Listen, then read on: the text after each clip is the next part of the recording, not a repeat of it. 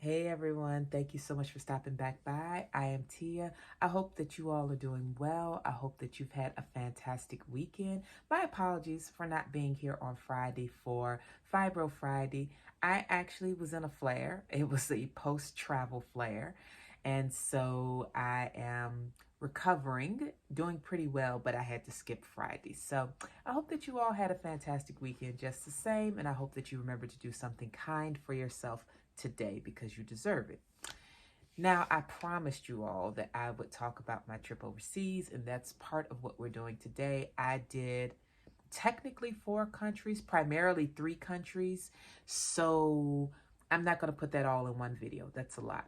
But I will talk about each of the countries that I went to in their own separate video and my impression of it. And so, yes, I started my travels off in Lisboa or Lisbon, Portugal. That was my first stop. Before I went, though, I flew from my hometown to Boston. And when I got to Boston, they'd overbooked the flight to Lisbon. Of course, they always do. They got up to $2,000 per ticket plus food vouchers and hotel accommodation vouchers to give up your seat. Do you know how much I wanted to get away? I did not offer my seat up for $2,000. I was determined to go to Portugal. And that's what happened. Some other people gave up their seats and made lots of money. I believe the family next to me, they had purchased 3 seats. I believe they gave up their seats and got $6,000. Good for them. If they didn't, I understand. I wanted to go to Portugal too. I didn't want to stay at home. So went over to Lisbon, and my friend who I hung out with the entire trip, she had a cancellation in her hometown. So she was not able to come the first day. She had to come the second day. So the day I arrived up until midday on the subsequent day were basically mine by myself. And I ended up ordering in through Grubhub and just kind of relaxing. You've got that time change. I got there Friday morning, or not too early in the morning, but like Friday before 12 p.m. And I had a fantastic time just kind of walking and looking around. But again, time change kind of messed with me a little bit. So I was getting my bearings straight. So that was the first day. The first day was pretty uneventful other than walking around on foot and seeing what was nearby. Oh, and settling things with my bank because, of course, they put a hold on my card. It doesn't matter when I travel. Like, a lot of people say, oh, just call them before. I have absolutely called them before, and they didn't put in what they needed to. So my credit card was fine. My bank card was wonky. I took care of it, though, and then I was set for the rest of my trip. So spent some time in Lisbon. We went to Rock in Rio, Lisboa 2022, which is a huge, an enormous music festival. It's big. It's so big, and it was outdoors. We were not prepared. Okay, we knew it was a concert. We knew it was a festival. We assumed seats would be there. No, you are bringing blankets and camping out on the ground, or you are one of the lucky few who got one of the inflatable seats that we saw around, but they were few and far between. We met some really dope people though in the crowd, and it was a fantastic time. We saw Duran Duran, we saw UB40, we saw um, Aha. We missed Bush. I thought I heard them when we came in. I thought I heard Bush playing in the distance, but because we were new to the park, we did not know what to do, and we hadn't been to this particular festival before. Now that I know, when I return, I'll be prepared to go to the stage that I want to be at and just kind of anticipate that the acts will be coming up by order of the flyer with no times attached. So it was great though. I learned about some new Brazilian artists that I hadn't heard of. Some of them were legendary, like Ney Matogrosso. I had never heard of Ney Matogrosso, but learned about him, learned about a few other artists. It was fantastic. Great time, great time. And so that was the bulk of our Saturday evening.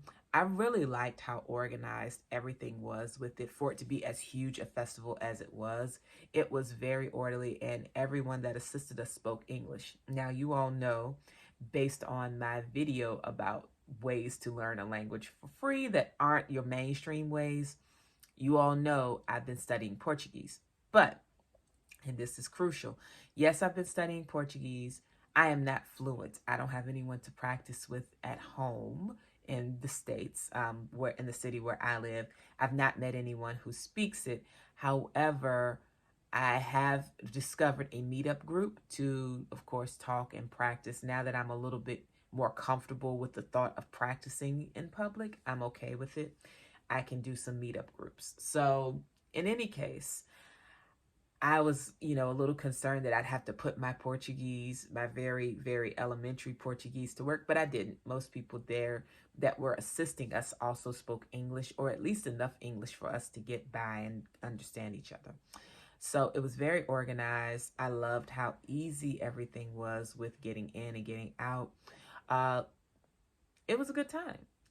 Let's see, that was Saturday. Sunday, did we go on a tour Sunday? It was either Sunday or Monday. I can't remember. But we did end up going on a tour. And no, actually, the tour was Monday. We went on the tour. And it took us to Sintra, Cascais, Estoril, and yeah, those are the only places. Sintra, Cascais, Estoril. And we toured around. Of course, we did the National Palace in Sintra. We did Cabo de Roca. I hope I said that right. It's been a while since I've seen. I haven't looked at the title of it since I left Portugal. It's the most western point of continental Europe. It is the windiest place I've ever been. And for the record, when I went to Portugal, yes, it was summertime. I was expecting warm weather.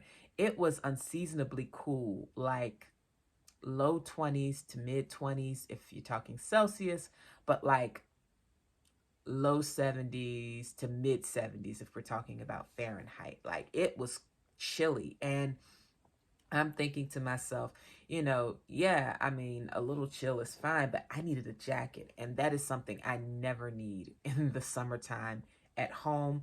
And I didn't need a jacket the entire rest of the trip. Every other place we went to, it was hot and sunny, just like Lisbon is supposed to be.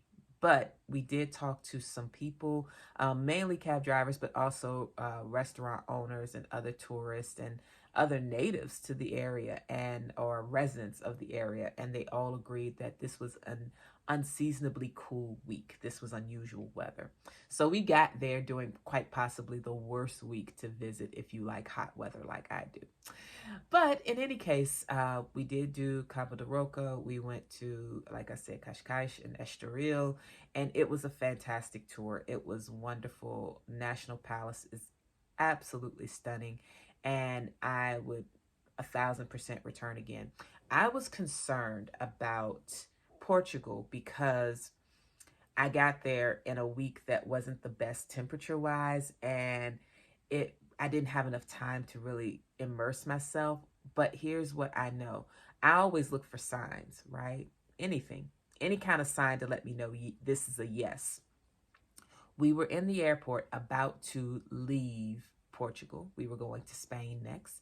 And in the airport, while I was in this like stationery shop, I didn't even get the name of the shop. I'll have to look it up because they had really cute stuff and I'd like to order some things.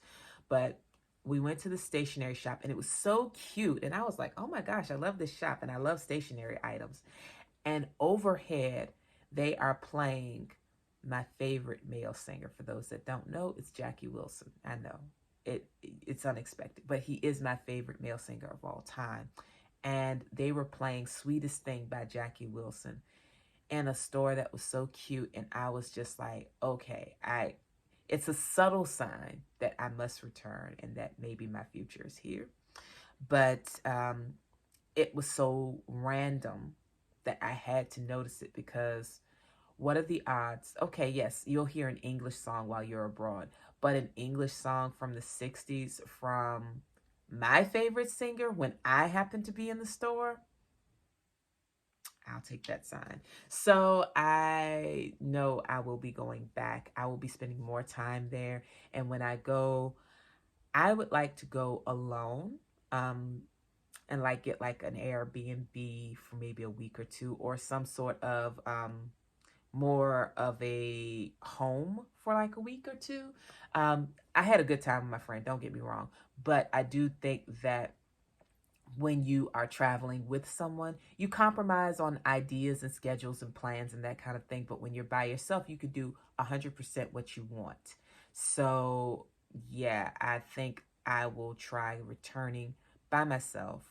I might have to take my family once and then return by myself and see how I like it and go from there, because it's a place that I feel like I just did not get enough time, and that is no fault of my friends. That was just how this trip was planned this time. That's how our travel agent set it up, based on the things that we said that we were planning on doing. And so she built this part of the trip around Rock in Rio, and so that was nice. But we had to leave to go to Spain for the second part of the trip, where we were supposed to be doing a different concert, but that didn't happen. And I'll explain that in the Spain video. So, yeah. Oh my gosh, it's already been almost 11 and a half minutes. Okay. So, what are my thoughts? I loved Lisbon. It is, to me, the feel was very much a slightly more relaxed European feel. It was not super stuffy at all. It was very relaxed, but still very elegant. The city is kind of hard to walk if you don't have the right shoes. I had flats. They were very comfortable on my feet, but the streets are worn from walking. So they are cobbled sidewalks, but the stones are slick. They don't have any grip on them. So make sure you wear good shoes that grip. They can be flats or they can be sneakers, whatever. But make sure you have shoes that have sufficient grip. It's a beautiful place. Plan for more than a few days. Definitely check out the museums and the parks. It helps to plan it around an event if you can find one. And because it's a major city, there are always events. But if you go, just know that you can have a fantastic time, and you really can kind of craft your own travel. It doesn't have to feel touristy unless you want that. You really do have to hunt for a touristy experience in Lisbon, and I like that. This is, like I said, major city, but it doesn't feel huge. I mean, it looks large, and it is large, but it doesn't feel like, your New Yorks, your Londons, your LAs. It's not like that. It's big, but not overwhelmingly so. And there's plenty to do. Lots of beautiful shops, lots of beautiful people, and beautiful streets. It's a walker's city. If you like to walk, it's a fantastic city for that. We did a ton of walking, and I had a great time. So that's that. Oh, good food too. Very good food. You like good bread? Lisbon is the place to go. So that is it. I am going to wrap it up now because we're already almost at 14 minutes, and look out for the video on Spain coming very soon. So I'll talk to you all soon. Take care.